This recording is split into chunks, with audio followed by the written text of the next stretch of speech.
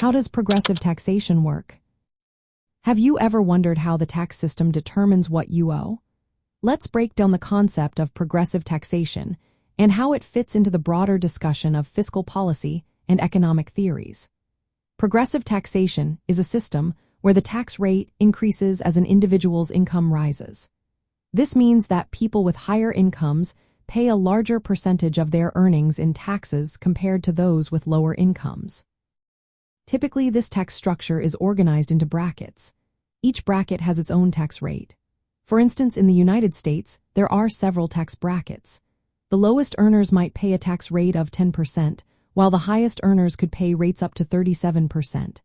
Importantly, only the income that falls within a specific bracket is taxed at that bracket's rate. So, if someone crosses into a higher bracket, only the income above that threshold is taxed at the higher rate. The idea behind progressive taxation is to lessen the tax burden on low-income earners. A flat tax rate would hit lower earners much harder, as they would pay the same percentage as wealthier individuals. By increasing rates for higher incomes, the system aims to distribute the tax load more equitably. From a Republican viewpoint, progressive taxation often faces criticism. Many Republicans argue that higher tax rates on top earners can deter investment and entrepreneurship. They believe that lowering tax rates, especially for businesses and wealthy individuals, can stimulate economic activity and create jobs. Recent Republican tax policies have focused on reducing tax rates to encourage business growth and innovation. Republicans also point out that while progressive taxes seek to promote fairness, they can complicate the tax code. This complexity can lead to inefficiencies.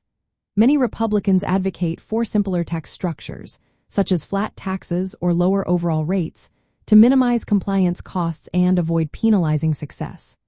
They argue that high marginal tax rates can encourage tax avoidance and reduce motivation for hard work or investment. In practice, Republican tax reforms over the years have aimed to reduce the progressivity of the tax code. For example, the Tax Cuts and Jobs Act of 2017 lowered individual tax rates across various brackets and reduced the corporate tax rate to 21%. The goal was to make the United States tax system more competitive globally and stimulate economic growth.